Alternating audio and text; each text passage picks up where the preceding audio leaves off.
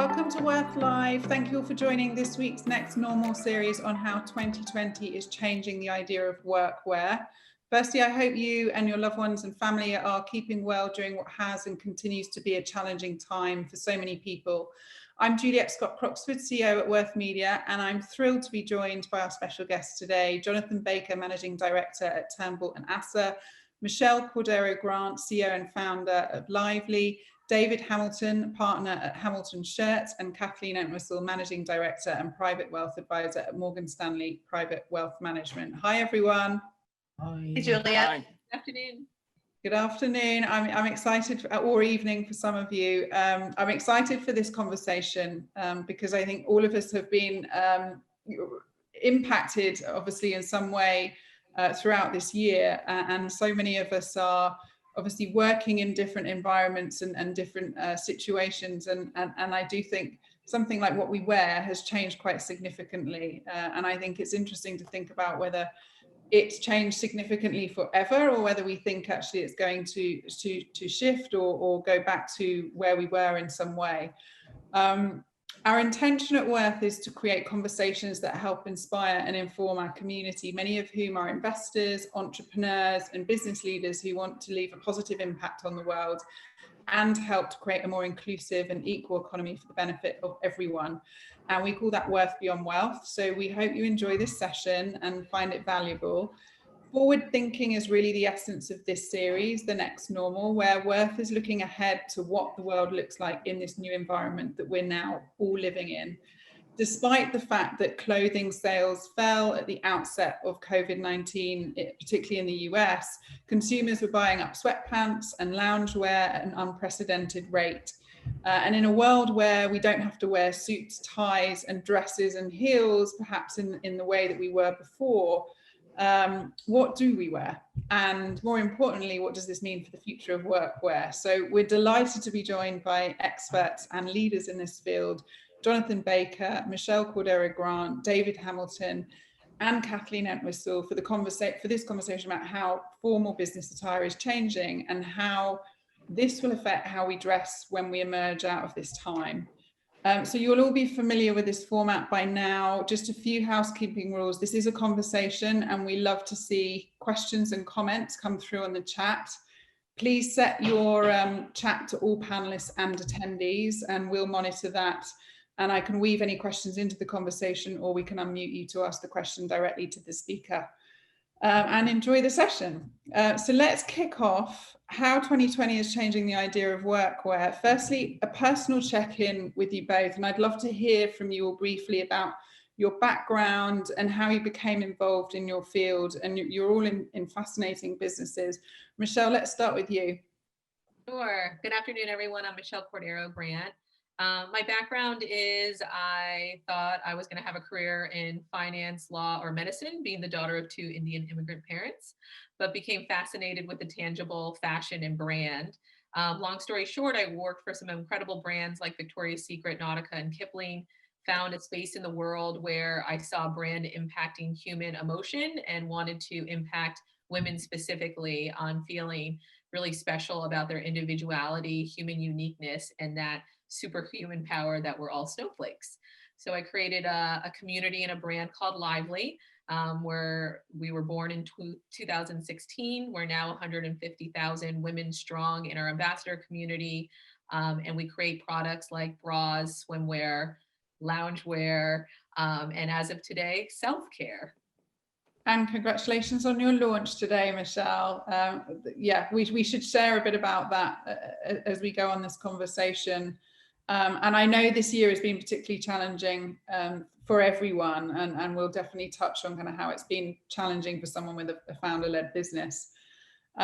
Jonathan, let's come to you next. How are you doing? Yeah, good, thank you. Hello, everyone. I'm Jonathan Baker, Managing Director at Turnbull and Asser.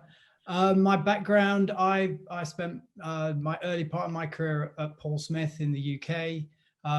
Really born out really of a love of product, and I was fortunate enough to spend 4 years based in New York in the mid-2000s looking after the North American operations. I then went back to the UK and looked after global franchise and global wholesale, I left that business in 2012 to join a private equity-backed startup on Savile Row, looking specifically at modernizing Savile Row brands.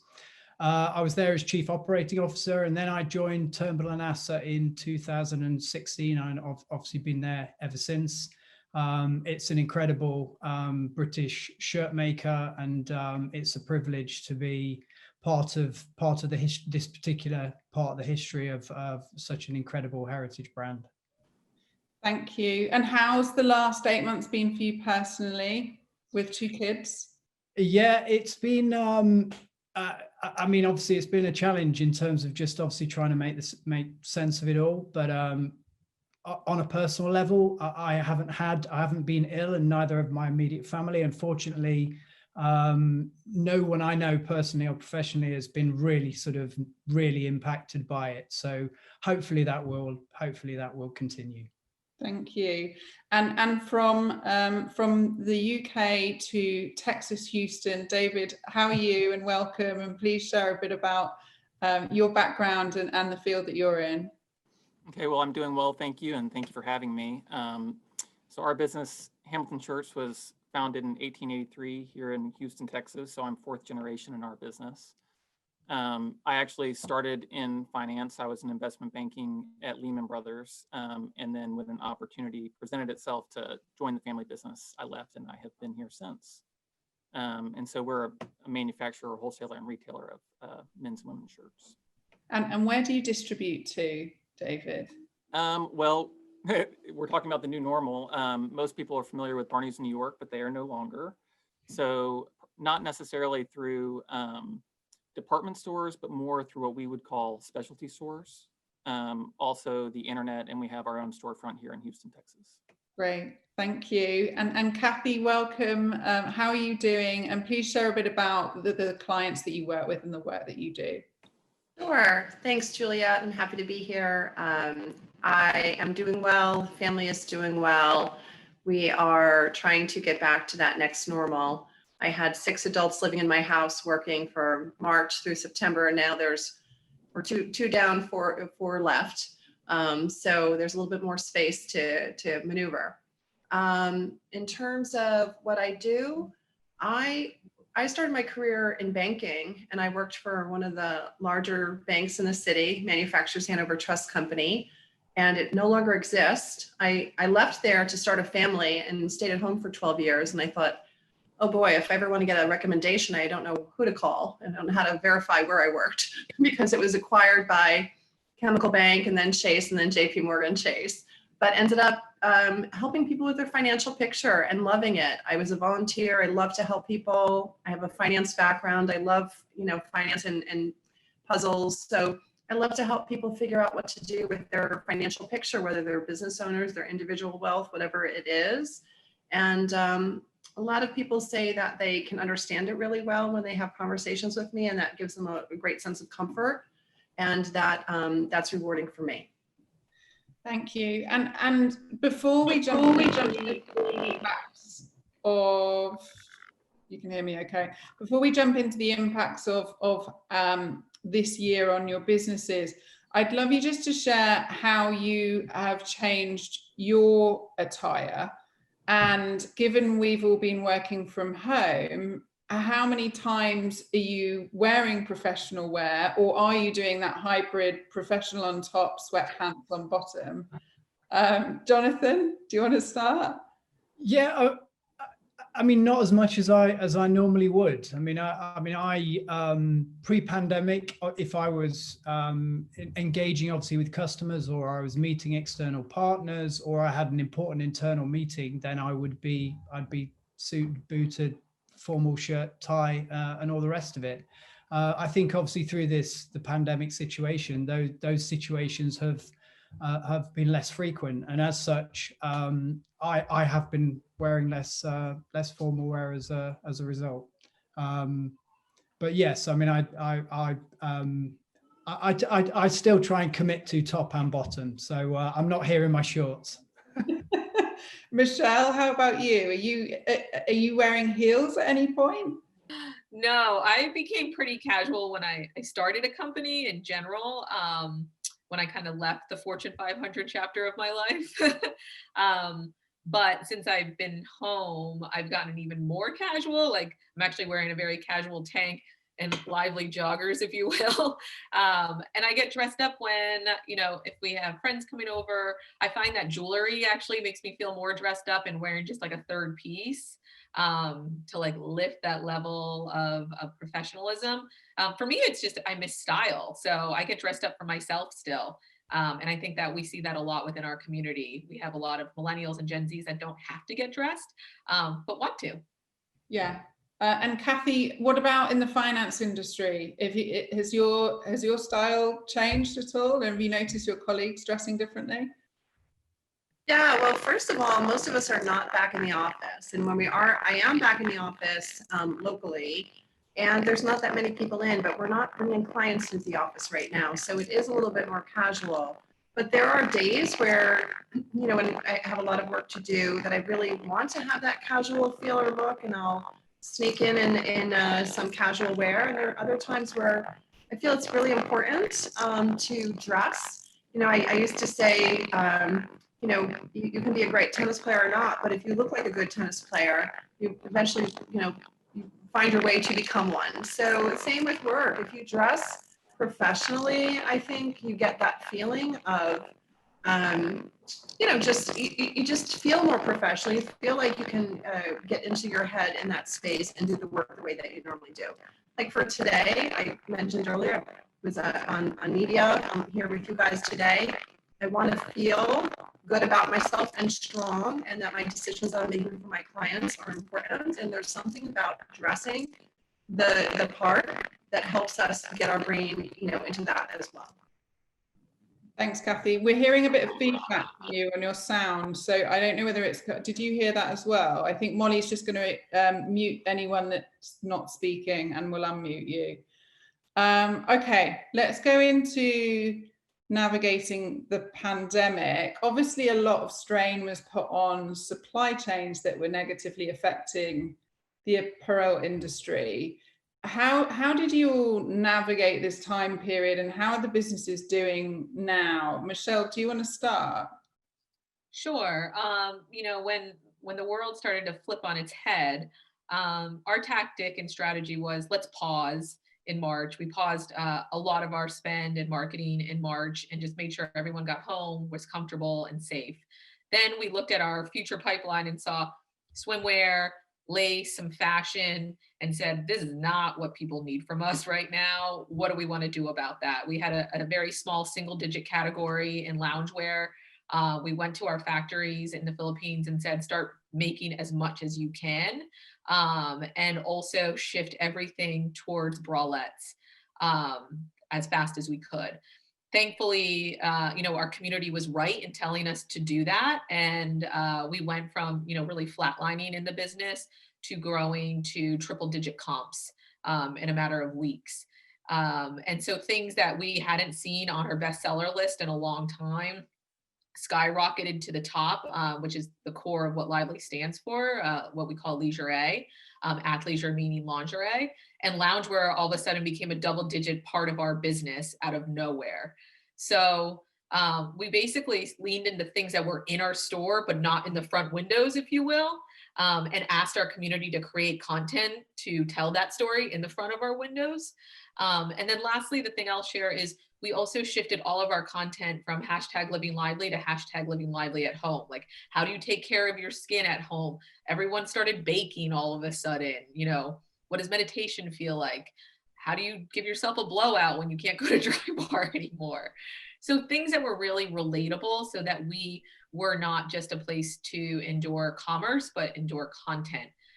People were literally reading from the top of their email to the bottom because they were at home and they're like, what do I do with all this new time? So we leaned into that opportunity to really tell our story.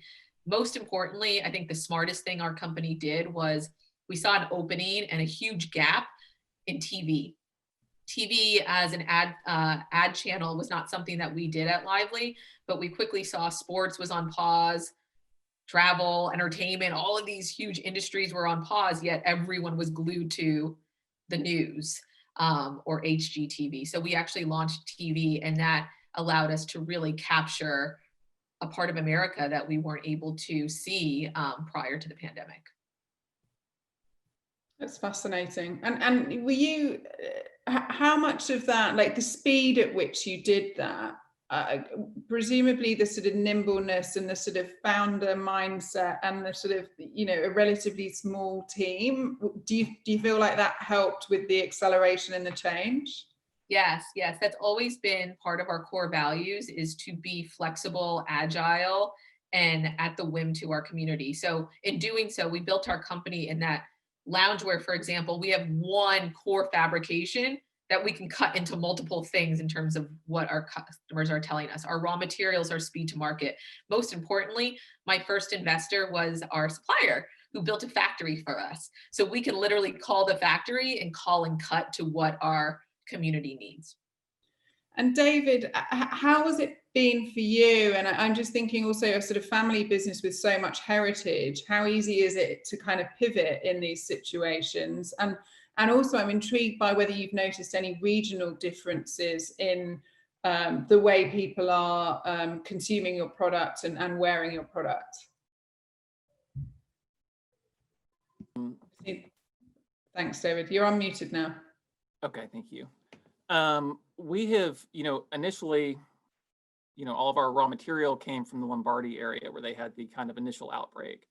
And so, talking about supply chains, we kind of saw that fast, and then it came to us, and then we had to pivot to making PPE. So we were making masks and gowns. We had to retool our factory because, typically we have everybody working in close quarters. So we had to spread them out and get into multiple shifts. So I would say we have finally, in the last couple of months, settled into a more comfortable routine, but it was a big transition, a big challenge. And the regional aspect of what you've seen, have you noticed any differences with how consumers are changing their habits? Yes, I think we've always seen regional differences. So we would go on a sales trip to New York and meet clients and then do the same in Texas. And so the idea of workwear has always been very different across different regions. How has it changed during the pandemic? I would say I see fewer people in their offices in the Northeast and more in the Southeast, Texas, and other areas of the country. Some people are returning to work. But those areas have always been more casual. So it's almost like we've sort of reached a place where everyone is sort of dressing the same. And how, when you've had sort of to shift, like the first few months, I know were incredibly challenging for businesses that just really needed to kind of rethink their business model. How did you lead through that time, David? Yeah, I guess, we're stubborn. So maybe we have not rethought our business model in a long time.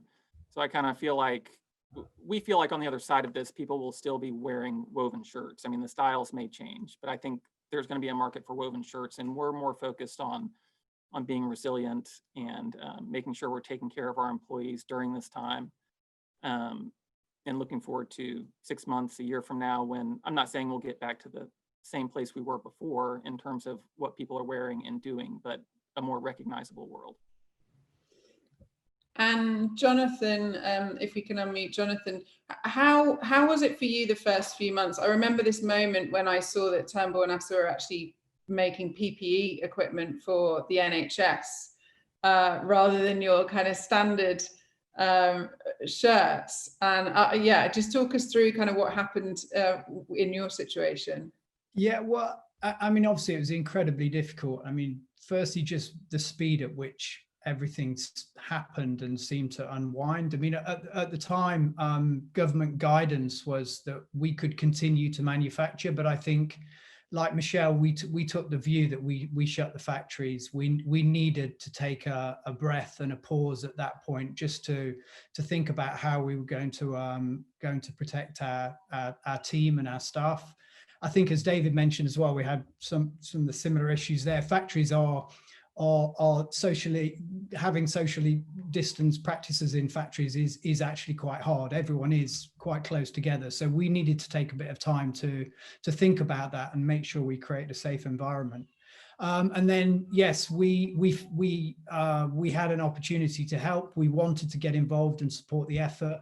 There was obviously the crisis caught everyone off guard, including the health service. So there was a shortage of PPE. So we manufactured scrubs for 10 weeks, and then we obviously got back to turning to manufacturing shirts. But it's very difficult. I mean, even though it was only 10 weeks, as anyone knows who works with factories, it takes you time to slow things down, and it really takes you time to get things back up to momentum. So the impact, obviously, on our supply chain was quite significant. I think in hindsight for us, though, it was actually quite good in hindsight, because by that time, obviously, we'd started to see the real movement in the market and what people were wanting. And so by the time we looked at, okay, let's start to rebuild our product and our supply chain, and we had an opportunity really to revisit and pivot our product offerings to reflect what was actually going on in the market. Obviously, the core of our business traditionally has been formal shirts and ties, so it did allow us that breath, that pause, essentially allowed us to really pivot. And we're certainly seeing the success of that now as all of that product starts to sort of come through. I want to just touch on the markets and the volatility, and Kathy, I'd love to come to you in a sec, just on sort of, obviously the retail industry has been impacted hugely, and whether we think that's a continuous thing or whether we think it's going to come back. But I'm interested in Michelle and David, has any unexpected opportunities arisen for you through the pandemic? Obviously there's a lot of challenges, but what have you seen as sort of opportunities? Michelle? I think that a digital climate has obviously catapulted, right? We are seeing efficiencies in digital marketing that I haven't seen since 2016.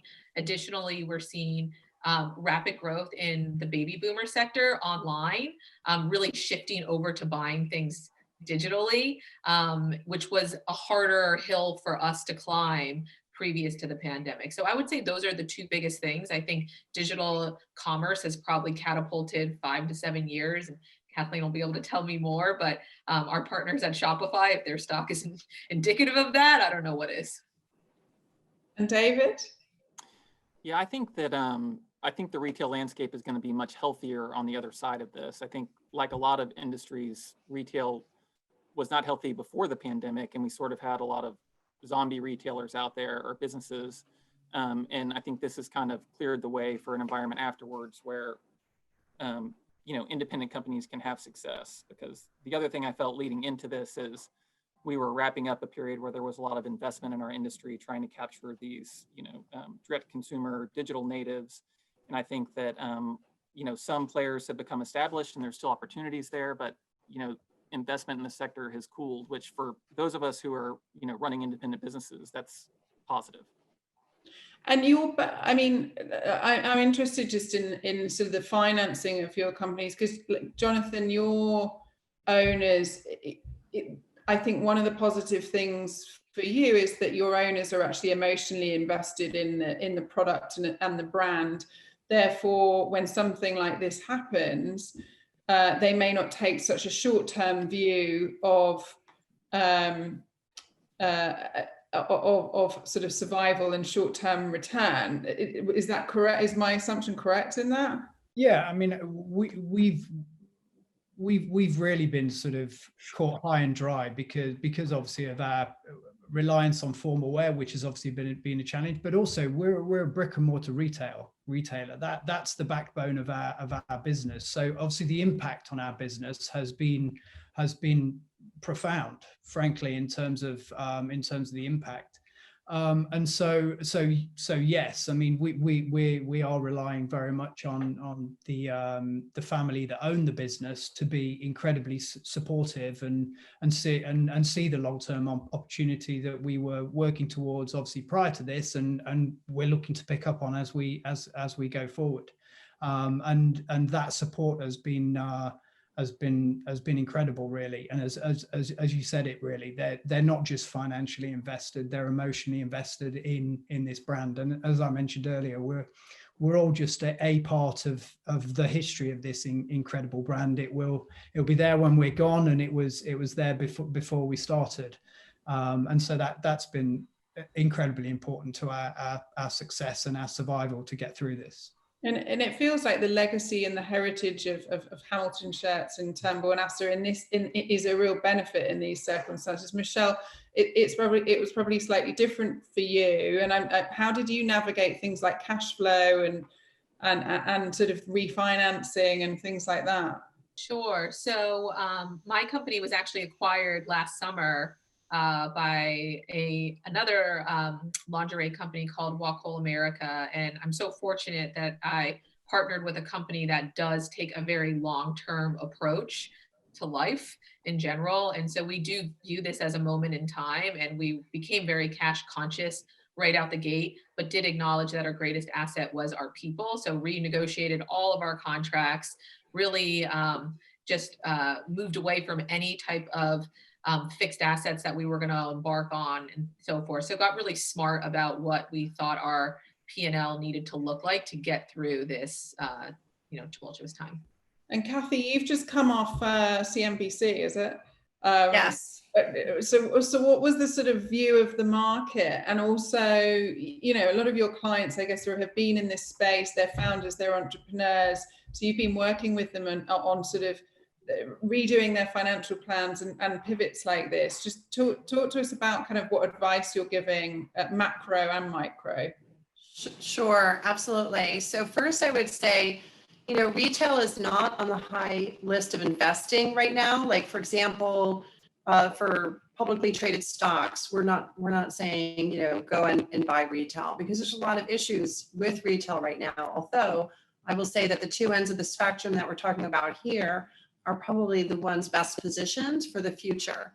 So I would say it's those companies that understand and embrace technology and digital transformation, like Michelle was saying about her company, and being able to access a new clientele that they weren't able to maybe access before, the baby boomers and so forth, because now that was like the choice. There was no other choices. So the baby boomers were almost forced to, sort of embrace digital technology and start buying e-commerce and so forth. So any of the companies that understand and own their supply chain from start to finish, and also have that digital presence, whether, it's e-commerce, e-delivery, whatever that may be, where they can ship from the store or the manufacturing plant to the customer, that's a win.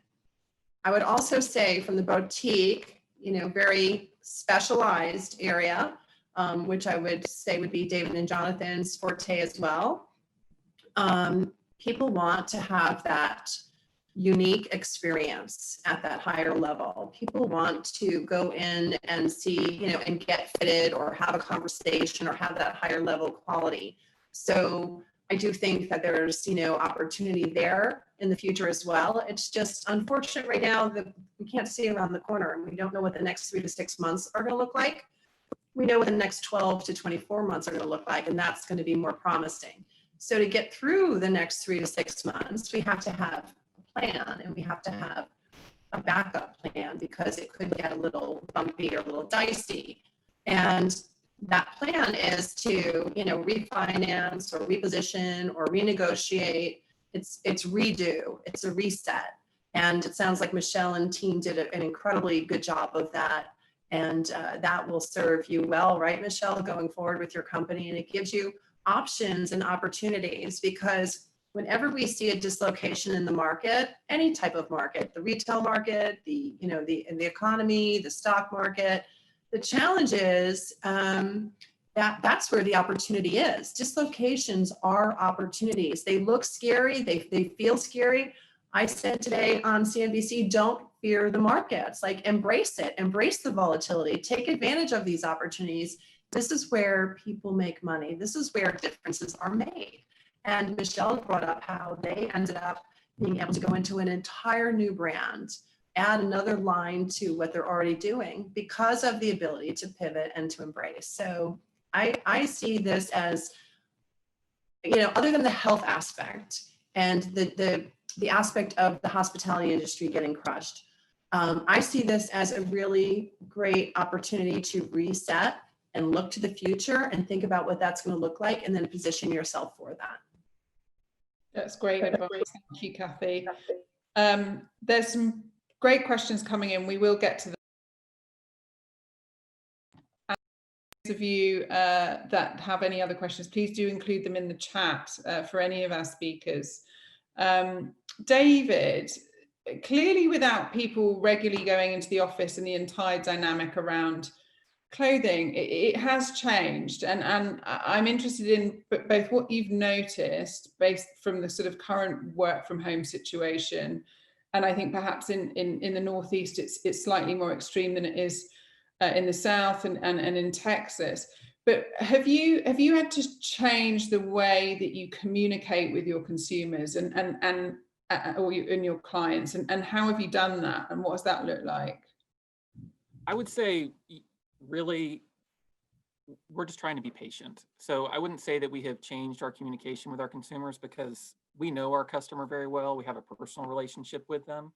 And, unfortunately, I feel like what we're offering right now isn't what they necessarily need. So we're just letting them know that we're here, and when they're ready to return to the workplace and reintroduce themselves into society, meaning functions and weddings and all kinds of things, that we're going to be here for them. I think, sometimes you can't force something that's not going to happen. And what extent, David, have you shifted to online? And what proportion of your business was online pre and post the pandemic? Yeah, that's something we've been working on for a long time. And I think we have one of these weird blended models. It's very hard to measure what is happening online, because we'll have people walk into the storefront or one of our retail partners, and they've obviously been shopping online. So I don't know how you measure that sale. Did you make the sale online, or did you make it when they called their sales associate at the retail store? And I think that is what we're seeing across retail, and has been a pattern for the past 10 years moving towards this point. But I mean, obviously, we are increasingly investing in digital and seeing that a lot of the tools are catching up and making custom clothing remotely possible. And Jonathan, how have you shifted the way that you're communicating with your clients? And also, I'm interested in your view of brick and mortar in the future, and what role does flagship play in all of this? Yeah, yes. I mean, we have obviously been investing in digital. That's where we've seen obviously all of the growth opportunity through this. I mean, for us, prior to this, e-commerce was 20% of our turnover. Currently, it's more like 40% of our turnover. But going forward, we really see this as the opportunity, obviously, to grow the business. And 12 months ago, we see the US as the opportunity for us to grow into. And 12 months ago, I'd have told you that would have been a brick and mortar strategy. And now I believe now it's a digital strategy.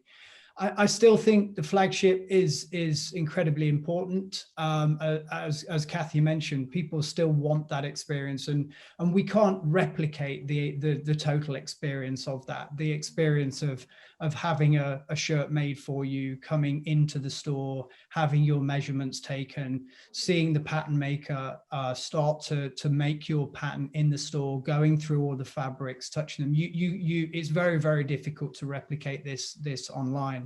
But a lot of the investment that we're looking at is obviously in digital, but it's very much how do we actually bring that experience online, and also how do we bring those the people essentially that make our flagship so special. How do we get them in front of our e-commerce customers? So I think our flagships are in London and New York. Obviously, we're still really establishing how London and New York are really going to weather all of this, and what they're like essentially when they come out the other end. But as I say, I think the new sort of flagship model is is not just going to be about the revenue that is driven through the till, but it's also the attributed income that is developed through selling remotely and getting those people and getting that experience in front of an e-commerce customer. And so we're looking at ways in which we can really try and facilitate that. And we've obviously, I mean, a lot of people are doing this now, but, you know, we've launched and had real success with what we're calling concierge services, which is really taking that online. Everyone through this has become very, very comfortable doing this that we're doing now, being on Zoom. These are not strange concepts to everyone now, and so as I say, I think it's going to change. And to Kathy's point, there's huge opportunity there. It's about adaptability and really and not being shy and sitting in a corner and hoping it's all going to go away and come back to normal. You've got to be progressive. You need to invest, and you need to think, be forward thinking through this. And I agree with David. I think there is opportunity on the back of this, because there is a consolidation that's been long overdue within the retail sector and within our industry. And I think this is going to sort of fast track that. So yeah, I think that's exciting. It's interesting, actually, in some ways, you think actually there is an opportunity here to deepen the relationship that you have with your clients, and rather than inviting them into your fitting room, they're inviting you into their home. And I think that's an interesting dynamic, because that's such a personal situation. But actually, if you're providing guidance around what to wear, and it's in the constructs of obviously this, but it's in their home, I just think that is a really interesting shift in terms of the relationship that you have with your client base, and it's a community essentially. I want to get to some questions before we get to predictions for 2021 and beyond. Ellen Hunt, let's unmute Ellen. Hi, Ellen. Ellen's got a couple of great questions, actually. Hello. Hi, everybody. Very exciting to hear all of this.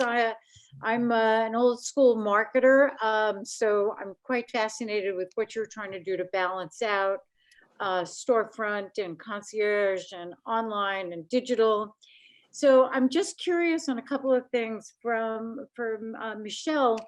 You mentioned that you are now getting interest from baby boomers. So I specifically wanted to know, what is it they're looking for? And how does this, do you perceive this to be different from your standard line of this beautiful lingerie leisure wear?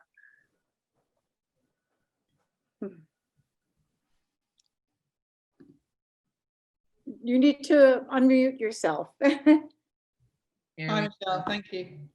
So what's beautiful about what we're seeing is they're not looking for anything different than what our base of customers are already buying from us. They just were apprehensive to buy a bra online prior, and we're almost forced to try what that experience would feel like to buy a bra online. So it was really just the opportunity to break down that barrier, get in front of them in their homes via television and other formats of content, and just welcome them to the lively experience.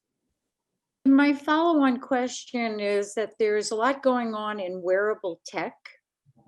And so I'm wondering how you might embrace that.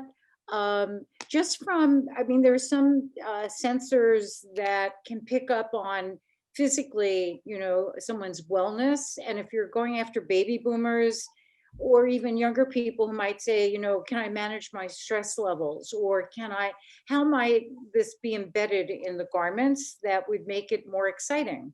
Sure. Yeah. I mean, it's something that comes across my desk quite often. I personally have never had a sincere interest in tech because tech moves so quickly. I really love categories that tend to stay with the customer and throughout their life journey a little bit longer, like lingerie, swimwear, and so forth. Tech is an amazing category. I don't have the speed and the pace at which you need to keep up to win that race personally. Okay, and then for the gentleman, I do have a question or a request. I really would like to see you guys come out with a massive campaign to get guys out of t-shirts.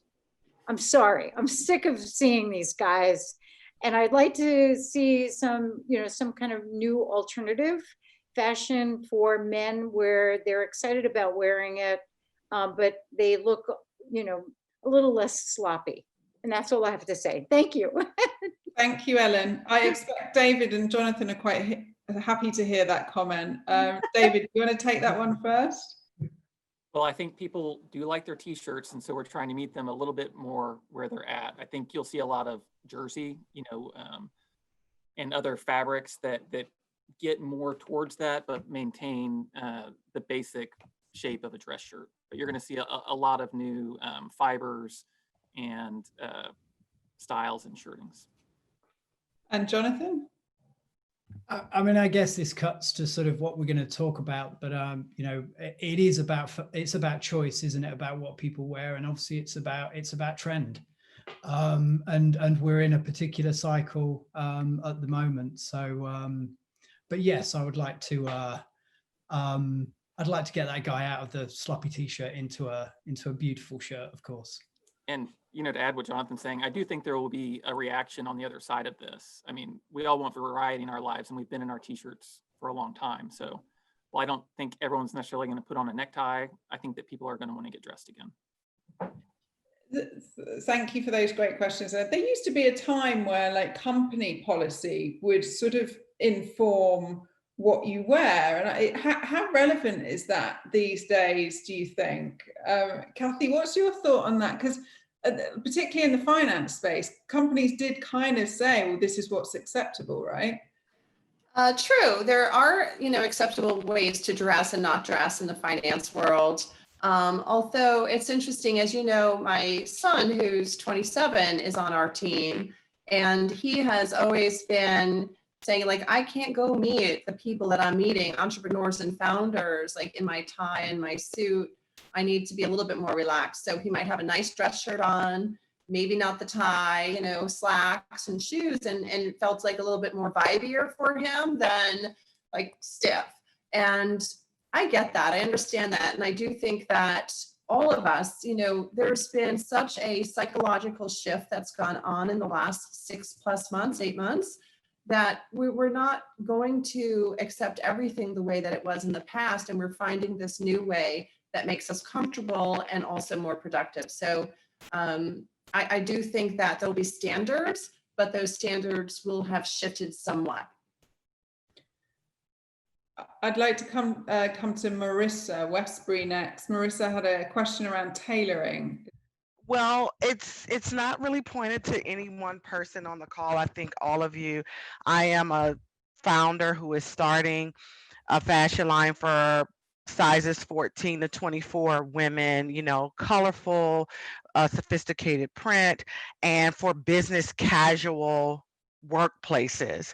And one of the things that was going to be big for my launch in April of 21 was blazers and trousers and what we would consider more stiff kind of workwear, right? Still structured. But now I feel daily insane as to, oh my goodness, maybe it should be an elasticized waistband, more of a jogger trouser, and maybe not a blazer, but something more Zoom worthy, because I still do work a corporate job and I'm required to be on camera. Some companies don't require you to be on camera, but my company requires you to be on camera. So I just can't dial it in and go from the bedroom to the call. I've got to actually put a little bit of effort into it. So, I mean, what are your thoughts? Because, from day to day, I'm just like, oh my goodness, what should this pivot look like? Should it be a pivot? What are you guys seeing in terms of fabric, in terms of, color, and people saying, well, I still have to get on a Zoom call and look presentable? Who wants to take that first? Michelle?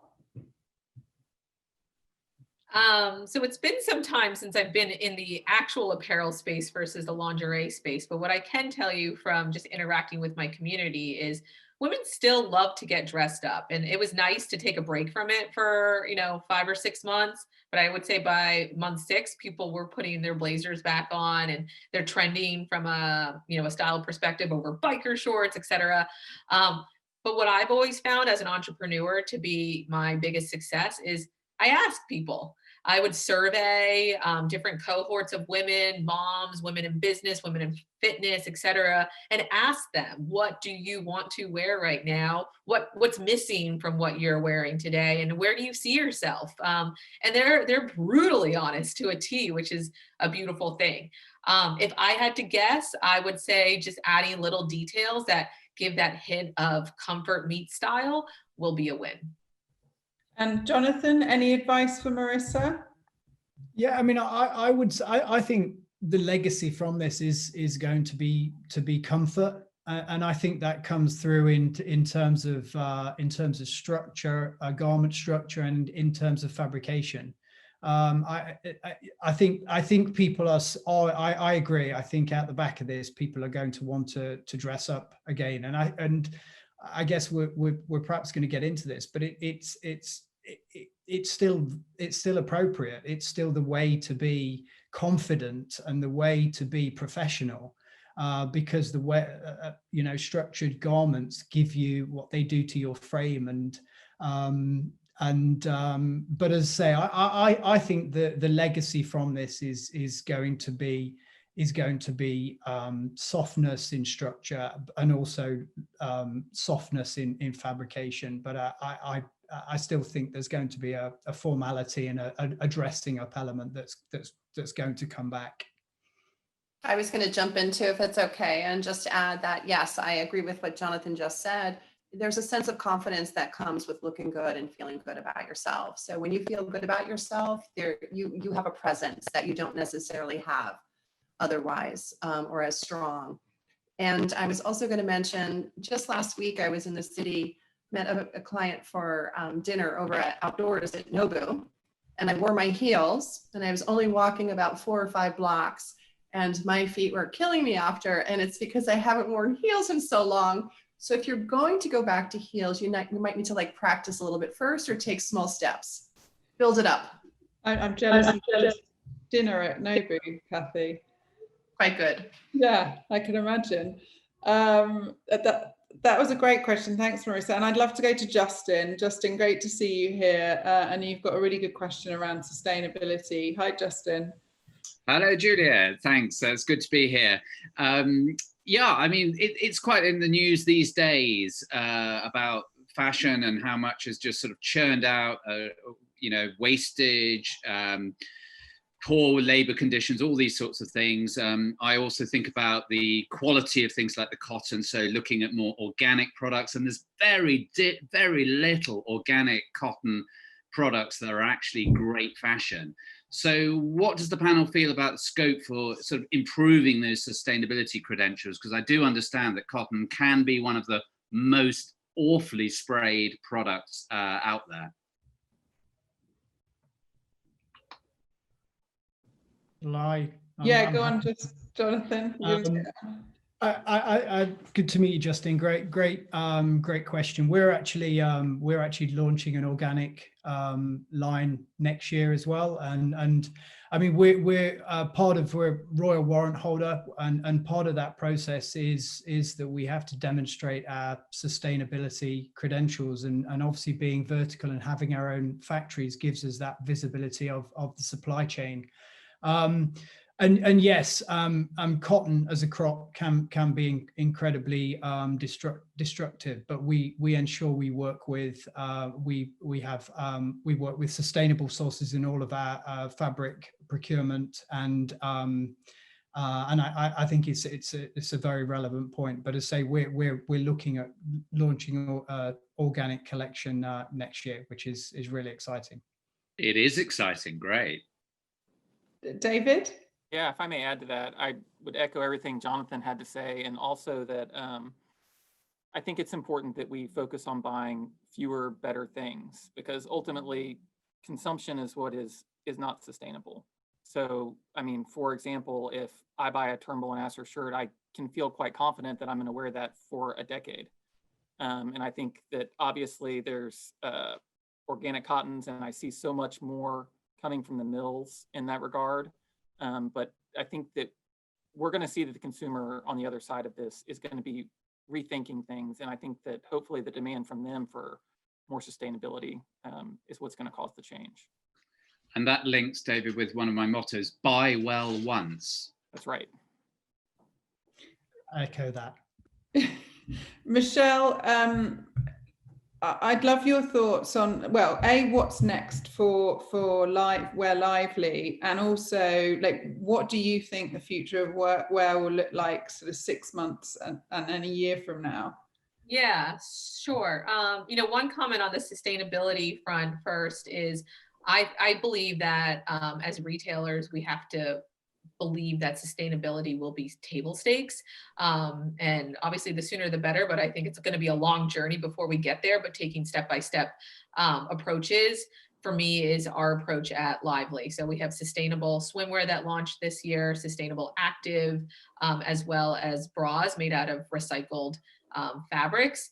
But it took a long time for us to get there, and it's going to take us a long time to figure it out in other categories like cotton, et cetera. But just throwing that out there, we all have that responsibility for our future generations. In terms of where I think the world will be, I wish I had a crystal ball, but I am a very glass half full person in general. And I do believe that life is a series of moments. And this is a difficult moment, but I often say without bad days, there aren't good. And I do think that in turbulent times, you do come out smarter, stronger, and more informed. And I always had geeked out on companies that were built during recessions and terrible moments, and I've always figured out what were the good things that happened during those times. I think that people are going to come out of this wanting to get dressed and wanting to take over the world. I think there's a stat out there that more people signed up to launch a small business in September than I think like 2004. So there's a lot happening out there. And I think if people take that approach within business, within personal lives, et cetera, you're going to see amazing shifts happen. So workwear, I think we're getting dressed again. I think you just have to blend style with comfort to really capture the mindset of people post-pandemic. Michelle, just share a little bit about your beauty line that you launched today, and congratulations on that, by the way. Sure. Yeah. I love categories that take vulnerability out of the spectrum for women. And so for me, beauty was one of them. I was always someone that had lots of layers of makeup all the time. And as I was traveling and constantly in hotel rooms, I wanted to feel more comfortable with less. And so in Lively fashion, we love to create things that we have no place in creating, but about a year and a half ago, we embarked on All You Lively, which is a new line of 3 products, a face mist, an overnight mask, and a lip treatment, really to help women refresh, restore, and feel great 24/7. Thank you. And I'm looking forward to trying it. And Kathy, just to build on what Justin was talking about around sustainability practices, and particularly in this industry, are we yet at the tipping point where you're seeing business valuations higher based on core sustainability practices and sort of core purpose being built into the business? Or do you still think there's a way to go there? Because I think we're at an interesting tipping point. Definitely a tipping point. I think that, this year we've all reevaluated our priorities, and sustainability has risen up to the top. I think that the valuations are not where they need to be based on, yes, we are seeing companies start that process. We are starting to see commitments, but we have a long ways to go still. And we will see those companies that do value their employees, their environment, and their contribution to their communities. Those are the companies that will succeed, and the valuations will come. It will just take a little bit of time, but anything that is good for us or profitable or so forth, it's worth waiting for. Like, the outcome is worth the effort. And David, what do you think Workwear will like in the next 6 months? a year to 5 years from now? Things that Michelle had to say. I don't think that the future of workwear will be so different than the past. I mean, constant is the only change. So we've been on a long road of evolution in what people wear. So as we go forward, I do think that it will be more comfortable. You're going to have more performance fibers. But I do think there will be a division between what we wear at home when we're relaxing with our family and what we want to wear when we step out into the world. And I think it'll just take some time to settle. And Jonathan, just to wrap up on our final question, what are you most excited about looking ahead in the sort of fashion space, and what do you feel hopeful for right now? I think summarizing really what we said, I think there is real opportunity out there. I think we are going to come back, and people are going to want to dress up again. I think to Michelle's point, at times of difficulty economically, and obviously we can't get away from that a lot of people have lost their jobs on the back of this situation, and during those period of times there's going to be a lot of competition for jobs, and that's going to, I think, drive people getting a lot more kind of dressed up. I think out of this, for us, I think what's really come across is that we can be more than just a formal business, and where we've seen real product opportunities in the way our business has developed and the way we've pivoted. I think that's what's really exciting for us as a brand, that there's real sort of other opportunities that we can really kind of, and product areas that we can really kind of move into. So I think that's what's exciting. Where can we find your products? If you can just share that, David, where would we find Hamilton shirts? We'd love for you to visit hamiltonshirts.com, and then depending on where you're located in the United States, you could find a retailer, or we would be thrilled to help you directly. Thank you. And Jonathan? We have a flagship on 57th between Park and Madison, and also on Jermyn Street in London, and turnbullandasser.com as well. Thank Come you. And Michelle? We are on wearlively.com, WEAR Lively. We have 4 stores, one in Austin, Chicago, Boston, and Soho, New York, and at select Nordstrom's. And I think Molly's going to share all of those in the chat now. Thank you. Michelle, David, and Jonathan, thank you so much for an interesting and engaging session on what the future of workwear looks like. I commend you all on your resilience and leadership over the past 8 or 9 months, because I know it's not been easy, but I think what you're all doing is phenomenal. And a special thank you to you, Kathy Entwistle, Private Wealth Advisor at Morgan Stanley, and thank you for being a partner for this series. And most importantly, thanks to all of you that tuned in today, and for anyone that didn't get to see this, we will be sharing the video, but really appreciate your engagement and your questions. Please do share any feedback with us. We'd love to hear your comments. You can email us at community@worth.com. Join us again next week at Worth Live for the next normal series on Thursday at the new time of 12 p.m. Eastern Time. It will be 5 p.m. UK time again, because our clocks have changed. And 9 a.m. in Pacific time for our power lunch hour. So we'll be there. We'll be talking about how frontier technologies are changing the human experience, with special guest Lisa Rich, founder and managing partner at Hemisphere Ventures, Ariel Seidman, founder of Hive Mapper, and Kathleen Entwistle, Managing Director and Private Wealth Advisor at Morgan Stanley. You can register for this at worth.com/events. In the meantime, be kind, stay healthy, stay safe and well. Wishing you and your families all the best, and enjoy the rest of your day. Thank you, everyone. Thank you, everybody.